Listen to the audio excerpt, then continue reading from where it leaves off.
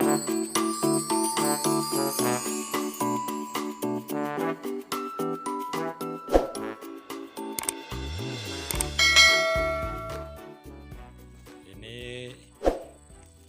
kebun buah jambu kristal di lahan gambut.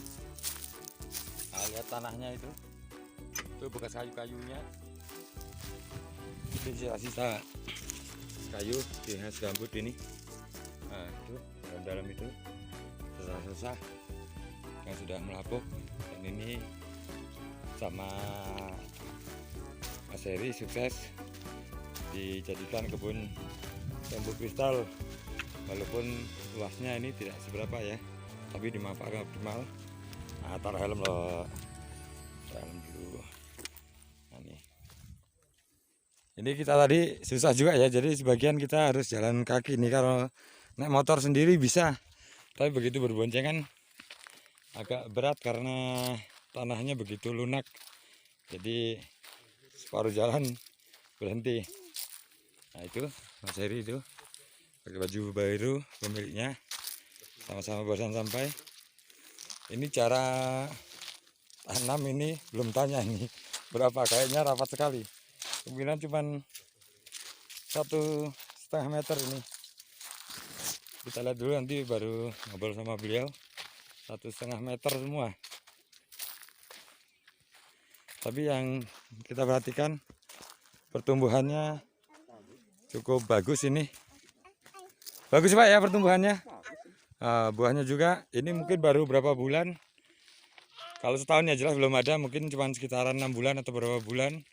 Dan tidak seragam ini. Ada yang tinggi, ada yang rendah. Nah, ini yang rendah ini cuma tinggian 1 meter aja. Tapi rimbun yang ini jauh lebih tinggi. Analisis saya sementara sih pupuknya tidak intensif. Tapi karena lahan gambut ini subur, jadi cukup menunjang untuk pertumbuhan tanaman itu sendiri. Saya yakin ini tidak begitu banyak pupuk yang digunakan. Nah, ini ciri khas gambut, biasanya kurangan yang begitu tepi-tepi daun seperti terbakar. Tapi ini masih wajar, tidak parah ya. Bibit yang ditanam ini asal cangkok semua. Nah, ini keunggulannya. Mas Heri sudah menggunakan tanaman yang asal dari cangkok, jadi kita lihat tidak ada dari batang bawahnya itu yang tumbuh-tumbuh sulinya. Ini sudah berbuah semua. Oke, nanti kita langsung ngobrol saja sama itu pemilik pohonnya. Nah, itu kita ketemu sama ini Mas Herinya, wawancara langsung. Ini mulai dari apa yang mau ditanyakan. Ini jelas perkebunan jambu kristal di lahan gambut. Ini lahan gambut ya Mas ya, pasti ya. Ini kita buktikan, lihat aja tanahnya itu. Nah, itu tadi paritnya sudah kita lihat tadi di awal ya. Ini luasnya berapa ini Mas? 20 kali 50. 20 kali 50. Isi berapa tanaman ini? Ini 150-an lah. 150-an. Antara 150-an. Ini kalau kita lihat nih Mas ya, ini jarak tanamnya 1 meter apa 1,5 meter nih Mas? 1,5 meter kali 3 meter. Kali 1,5 kali 3 meter. Oh iya, jadi kita bisa lewat ya, masih ininya 3 meter, kita masih leluasa, tapi sisi kiri kanannya sambil wawancara itu kebetulan ngajak Mas Azam nih, anak nih, kita latih jadi petani nanti nih. Nah, itu minta nih, Mas coba hasilnya kayak mana Mas? Ini jambu apa ini Mas? Sumi ya? Sumi ya. Oh iya, bentuknya sumi, dia lebih rata daripada jambu kristal yang berlekuk-lekuk ini. Nah, itu. Nanti kita bahas sumi ya, sisi keduanya, sumi dengan jambu kristal ini. Kita ngobrol tentang kebun ini dulu saja. Jadi tadi jarak tanamnya 1,5 kali 3 meter. Ini sangat revolusioner. Ngapa sih Mas nanam jarak tanam segitu? Karena kita memanfaatkan lahan yang terbatas. Lahannya terbatas, oke. Tapi sementara ini umur berapa dulu Mas? Ini umur 9 bulan, 9 bulan. 9 bulan udah panen berapa kali? 2 kali. 2 kali ya. Ya. Kalau lihat produktivitas kita belum bisa, kemarin sempat dihitung nggak Mas? Kalau ini sih kira-kira 1, 2, 3, 4, 5, 6, 7, 8, 9, 10, 20 pohon satu ini banyak loh ini pohon ininya buahnya 20 buahan ini yang sudah dibungkus lah artinya dari yang kecil sampai yang besar-besar ini. Berarti kalau panennya ini tiap apa Mas ini sudahan? Umur 9 bulan ini tiap minggu, tiap 2 minggu? Belum ya? 2 mingguan lah. 2 mingguan ya? 2 minggu sekali dapat berapa kilo kira-kira? Dapat 8 kilo. 8 kilo. Kilo lah. Oh, seperti itu. Jadi belum Belum banyak ya. Ini karena dari 150 pohon ada yang sudah menghasilkan, ada yang belum juga ya. Artinya ada yang baru awal berbuah karena penanamannya nggak serempak. penanaman nggak serempak, umurnya nggak serempak ya. Berarti ada yang kecil, ada yang besar. Artinya yang tertua umur 9 bulan ya Mas ya? Ya. Oh, 9 bulan. Kalau menurut Mas Heri ini dengan jarak tanam ini nanti 1,5 meter itu ganggu nggak di pertumbuhan buahnya ini? Kita coba dulu ini. Coba Kita dulu. nyoba jarak yang apa? 1,5 meter. Hmm. Kalau optimal ya kita mainkan segini lah jarak ini, jarak yang bagus. Nah, Jadi, kalau saya sih sepakat Mas, kalau kita bikin 1,5, tapi nanti pemangkasan mungkin ya Mas ya di ya, manajemen. kita rindangnya kayak gini lah. Ya ini lah. Terlalu dekat kalau 1,5. Setengah, iya terlalu dekat ini Pak. Meter ya. Iya, Kita larinya melebar kanan kiri. melebar kanan kiri ya. Iya. Jadi yang ini nanti kita manajemen pemangkasan berarti ya Mas. Tapi ya masuk akal juga sih sebenarnya kalau jarak tanam semakin rapat berarti konsekuensinya tanaman kita pangkas, kita rendahkan. Kalau banyak pun nanti otomatis per hektarnya tetap produktivitasnya tetap tinggi ya Mas ya. Iya. Sementara ini nggak ada gangguan apa dengan jarak tanam segini nih. Belum ada masalah ya Mas ya. Belum ada masalah. Kelebihannya apa Mas kalau kita tanam dengan jarak Kalau tanam ini? tanam jarak 1,5 meter kali 3 meter. Jadi keunggulan dapat ini 1 kali. Lebih banyak. Lebih banyak. Buahnya lebih ditambahin. Oh iya iya iya. Sayang kan dimanfaatkan yang Mm-mm. kita mainkan kan. Ya ada penambahan 50%. Misalnya kita 3 kali 3 1 hektar muat 1.100, kita hitung 1.000 aja. Berarti nantinya akan muat 1.500. Iya. 1.500.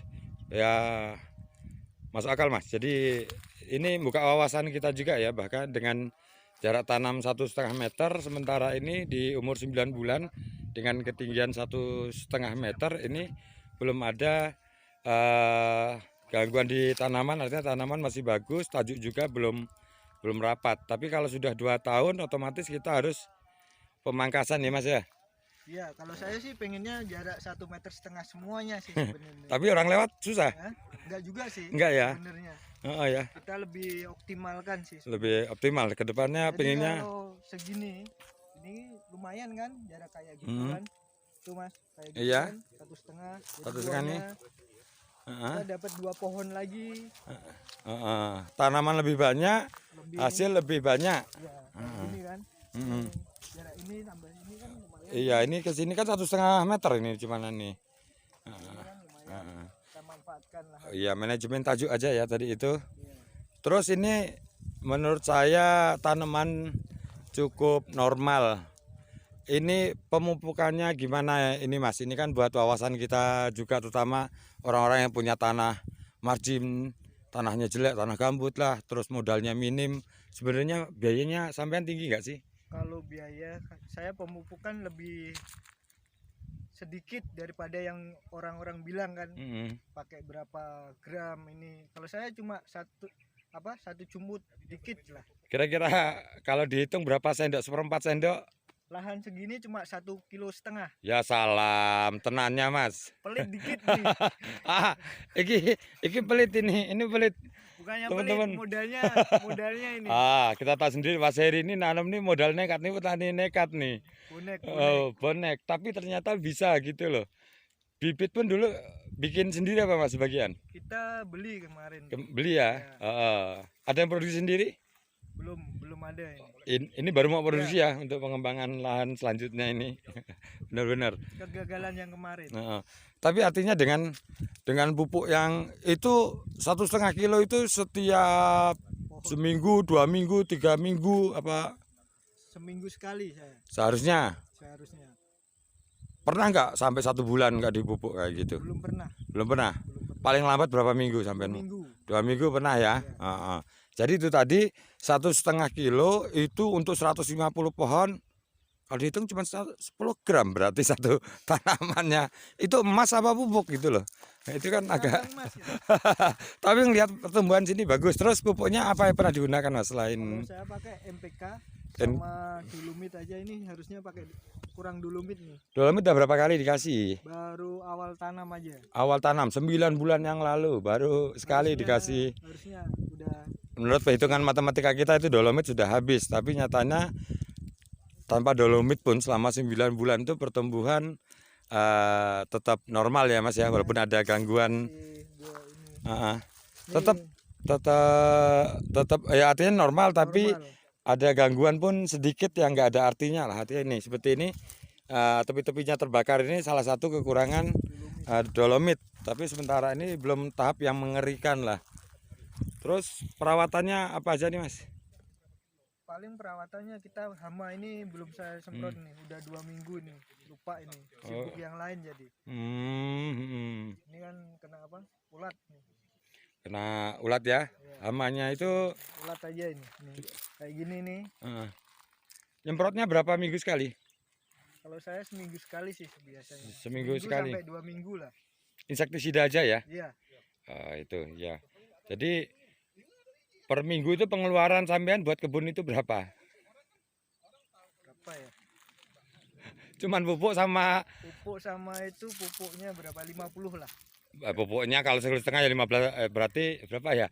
30 aja nggak ada ya? Enggak ada. Nah, 25.000 sama inseknya ya taruhlah 50 itu. 50 lah. Oh, Rokok. sama rokoknya 10.000. Rokok apa Mas?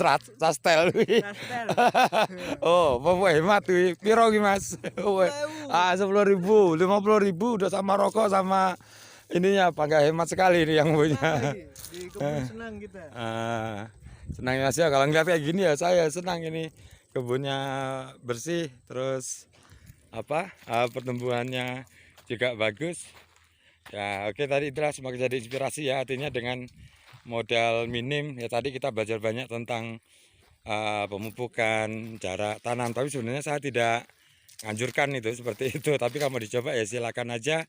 Modal beliau sangat minim, jadi pupuknya ngirit, apanya irit seperti itu. Tapi kalau menurut saya ini kita kasih misalnya 1 on per bulan lebih bagus lagi pertumbuhannya seperti itu. Dan Dolomitnya 3 bulan sekali buat awal ini, karena nanti kalau semakin banyak daun tepi-tepinya ini rusak, terbakar, fotosintesisnya kurang sempurna. Tapi sementara ini kita anggap masih bagus. Ya itu aja teman-teman ya, terima kasih. Semoga menjadi inspirasi kita semua. Wassalamualaikum warahmatullahi wabarakatuh.